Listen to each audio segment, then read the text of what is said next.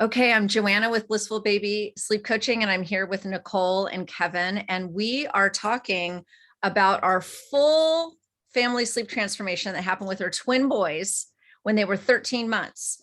But I also want to say that we did that sleep coaching with them when the twin boys were 13 months back in 2019. A year later, because babies change and kids change, there were some other hiccups. So they called me back. We solved it. And now here we are, 2022. And these boys are 3.5 years old. Look at that, 13 months to 3.5 years old. And they've contacted me again because they're making the transition to the big boy bed for 2 boys. Feels like double, it feels like 4. And we're working together again. So the point being is that you'll always be working on sleep. And there's always help to be had. So Kevin and Nicole, thank you for being here. And my first question to you is, way back when they were 13 months, what did life look like with these twin boys regarding sleep?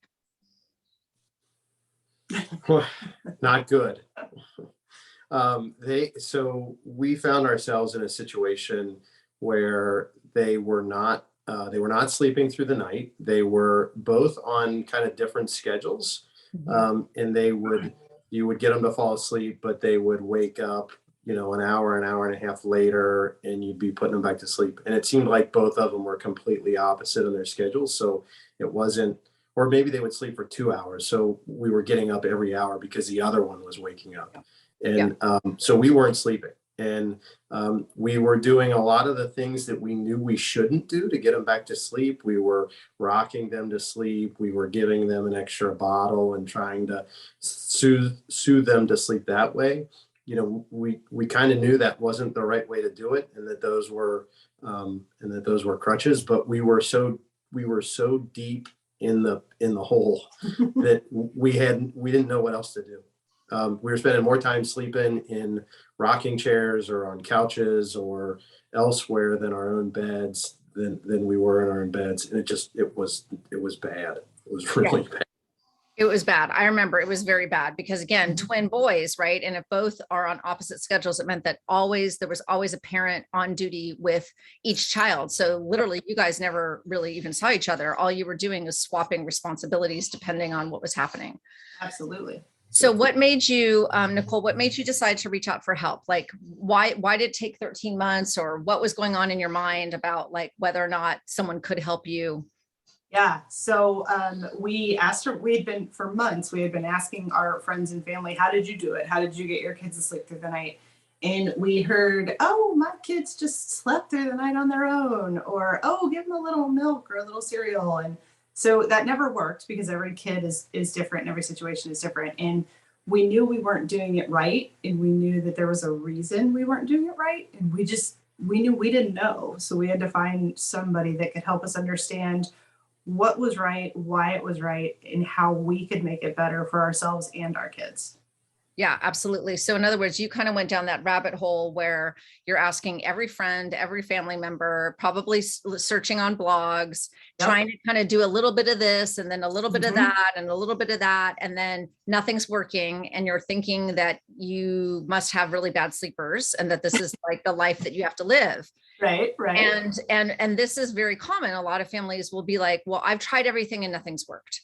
Yep. And I'm There's like, always I'm like, well, but it's a matter of how you do it and the science and the temperament that all matters. Okay, cool. So then you're like, all right, so you reached out with me, you said, okay, Joanna, let's do this.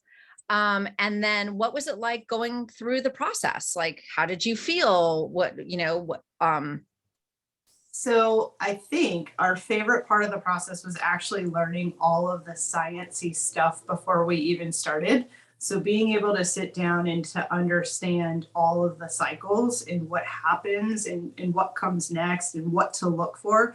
Because when we actually started the coaching, we could visualize everything that you showed us in learning sessions with what was happening live in front of our faces with the kids. So when something started happening, we would automatically picture a visual and we would say, oh, I know why this is happening. this is where we are on this piece of paper that Joanna showed us, and this is what we need to do, and this is how we'll get to here.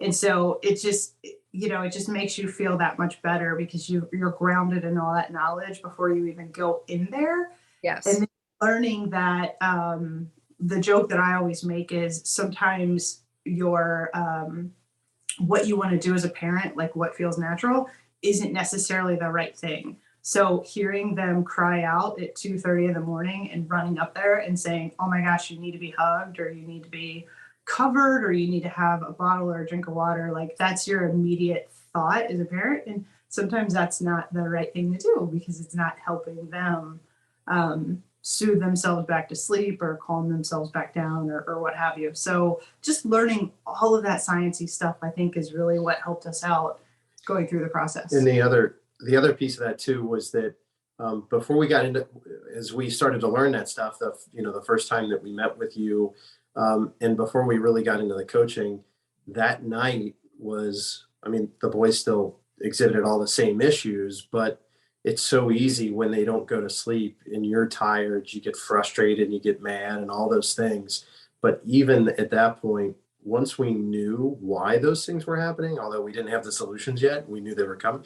It was so much easier to deal with it, right? Because we knew there was it wasn't just kids being, difficult. There was a reason behind Right. it. So understanding that science was we're both kind of data people and Yes. and whatnot. And so that was very helpful for us to. Yes. to That's put the- exactly it. I think that what both you said is spot on, is that when one of my favorite parts obviously is marrying the sleep science, the behavioral science, and the attachment theory, along with knowledge on temperament, and pulling that all together so that I'm pinpointing, okay, what you're seeing is this because da da da da da, and you're seeing this because da da da da da da da.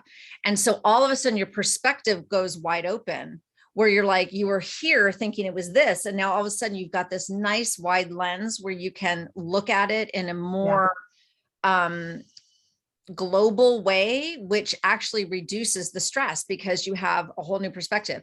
And the other thing is this whole idea of like how to properly attend to the child based on the situation at hand. Yeah. So I want to be really clear that when we're sleep coaching, it is a very systematic, sequential, methodological, is that the right word? Methodology. Close enough. I know what you know what I mean. Everyone knows what I mean. It's very sequential. And so we always know what we're doing for the child, what the proper way to attend to the child based on where they are on the learning arc of the journey of learning their sleep skills. So it is never forced. It is never too fast. It is always right on time with what the child is showing us is possible. Yep. And then we're following their lead with the proper way to attend to them. So that's what they were referring to when they were talking about that feeling of the clarity and the confidence they had when they were going through the process, or even just after the first conversation of having that global perspective come wide open. And that global perspective, I think, is one of the reasons we reached back out a year later when we were having some what we thought were just completely weird problems of one kid just taking a stuffed animal and throwing it into the other kid's bed, right? And we were like, why? Like, why are you doing that? We don't understand, right? Or saying, you sit in the chair, and it's like, wait a minute, you've never told us to sit in the chair. Why do you need us to sit in the chair? And so we knew from having done this with you before that you cover such a wide breadth of pulling all that information together. And when we reached back out, it was behavioral and it was temperament. And so having that session with you again a year later to talk about what was going on, I think we were able to save ourselves from the terrible twos. Yes. Because their twos weren't really that bad. And now that we're talking to you again at 3.5 to talk about migrating into the big kid bed, there's again some temperament and some behavioral things, and it's saving us again from having 3 teenagers. So it's not only helping like from a sleep perspective, but you're getting this added bonus of the other things that you can help course correct throughout the day so that you're not like, oh, I hated it when they were 2, because we didn't, and we don't Right. hate that they're 3. So Oh my it's the gosh. whole global perspective is, I mean, it's priceless. I love that. Yes, absolutely. Because parenting is not just in the nighttime.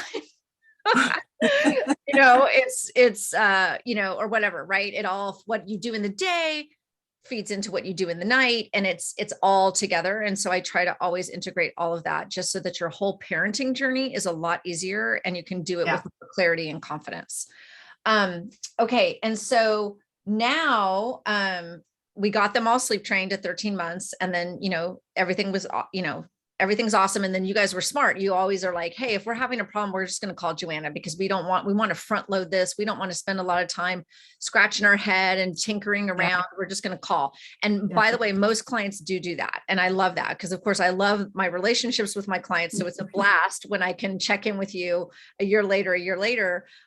Some families never have a problem again, but most families do love the opportunity to come back and touch base with me, because babies change and children change and things come up, and you just want that like direct access to an expert that can just help you immediately and get you on track so that you don't have any regressions. So what became possible for you guys because you decided to hire a sleep coach? Like, what happened in your life? Like, what were you able to do or feel or experience in your family life that would have not been possible if we had not gotten these children sleeping? See, peace, rest, Joy. right? Yeah. So, well, I think it's important to note, and I don't think we said it yet, but we went from, like we said, we had kids that were waking up seemingly hourly throughout the night and not sleeping in our own beds, to a situation where at 13 months we were getting them in bed by 7 o'clock at night, and they were sleeping through the night until 6 or 6:30 the next morning. And it was, and that transition was pretty quick. Once we started the training process, it caught on really quick for both of them. And we went through the process of separating them while we coached one, and then we coached the other, and then we brought them back together, and we thought that was going to create problems, and it was all just seamless. They got it, and it's like, it seemed like with the snap of a finger. It wasn't that. It was very close to that, though. We went from, the first night I started because I started sleep training our one boy first. And the first night that I started sleep training him, I got more sleep in my own bed that night than I had gotten, the months before that. So to answer your question, we would get them into bed, and by 7 o'clock at night, we were able to come back downstairs. We were able to spend some time, catch up on our days, have normal conversations, connect better rather than be in each other's throat, it seemed like all the time. Mm-hmm. We were able to cook dinner together and share a drink, sit down and watch some TV and relax and be refreshed and ready for the next day. We were better parents, I think, as a result of that. I think our kids, because they were getting the right amount of sleep, they were better kids. They behaved better. They were easier to parent. All kinds of stuff. It was easier for us to be able to convince our parents to come and babysit for a long weekend while we went away and did something on our own.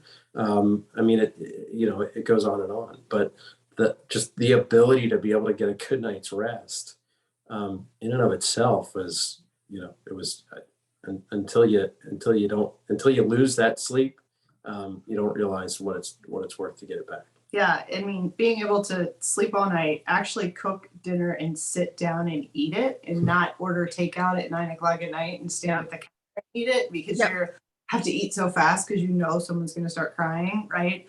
But I think my favorite, and this is kind of selfish of me, but is on the warmer nights to take some sort of beverage out on the front porch and put your feet up, and have all of the other neighborhood parents running around with their children. And they're like, where are the boys? And we're like, they're sleeping. And they're like, I wish my kid would sleep. And it's like, well, they can. You just have to make a phone call. So, so we still do that today. When people see us, they still ask, where are the boys? We're like, they are sleeping. So that's probably the best part. I should send you my Blissful Baby Sleep Coaching banner, and you guys can have that when you go out for your wine on your porch at, Just put it right out front. 7:30 p.m. on a Tuesday night, on a beautiful spring night, and you'll be like, they're like, where's the boys? You'll be like, right there you go. There they are. Phone call.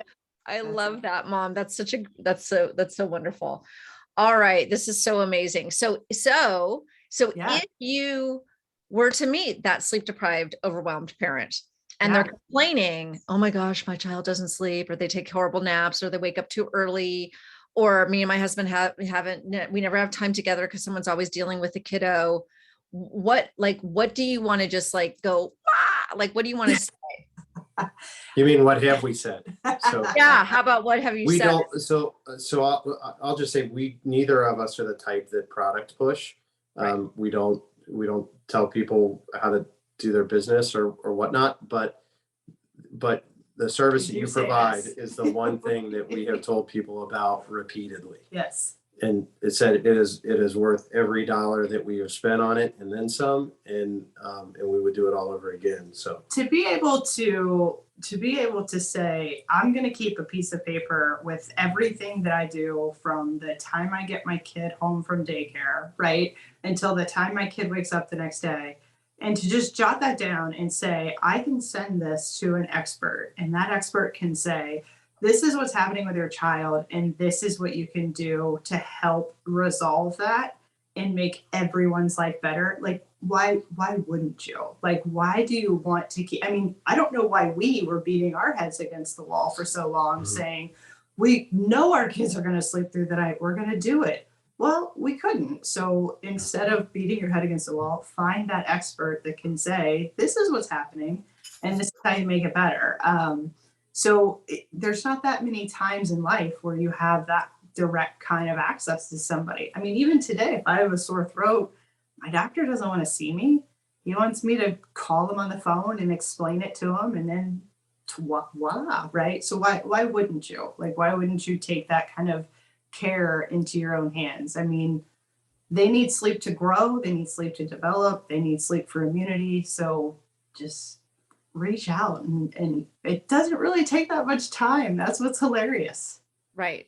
Yeah. There's this misperception that the process of sleep coaching is more arduous than what you are already experiencing. And when I tell someone that actually your life, that actually working with me and moving through the process is actually less exhausting than what you're currently living. Exactly. They don't believe it. And of course it makes no sense. Like, how could doing something hard be less hard than what I'm doing now? But in fact, with this, again, going back to this, using the science, using the consistency, using the clarity of how you attend, brings so much peace and focus that you move through it. And usually within the first 4 to 5 nights, things are dramatically improved. And usually within 2 weeks, we've resolved the issue. And it's, it's, and referring back to your kind of situation about, calling, now that we've been in COVID for so long that we're used to just having digital, virtual conversations with caregivers. I've been working with families for almost 11 years now, all around the country and frankly, globally, through this medium. Yeah. So it works. It works whether you live down the street from me and you want me to come into your home, or you are across the country from me like you guys are. And I think that where a really great trained and certified sleep coach can come in is what I call the gap in care. Your pediatrician doesn't have time to talk to you anymore. No. And then, your friends and family and the blogs only can offer you so much. So there's this huge gap between professional and piecing it together. Yeah. I'm the one that fills the gap. Yep. The best part is the clarity and the results happen. So Yeah. One other thing that's important to point out, and ultimately, because we had researched sleep coaches online, and the reason we ultimately decided to reach out to you was because as we had looked at some others, they had different packages and different ways you could use their service, but you had to buy like the escalated tier or their top tier of service in order to be able to talk directly to them. The first phase was you spend so much money and you get, this video and you get this PowerPoint presentation that explains all this stuff to you. The thing we kept saying is we just want to talk to somebody. And before we ever spent a nickel with you, we spent, a half an hour better on the phone, kind of explaining our situation. And that's when you got into sleep science. And then we knew like this was the right solution for us. So that was something that we did not find with anybody else that we tried to work with. And that's part of the reason that we ultimately went with you. And thank goodness that we did, because it worked.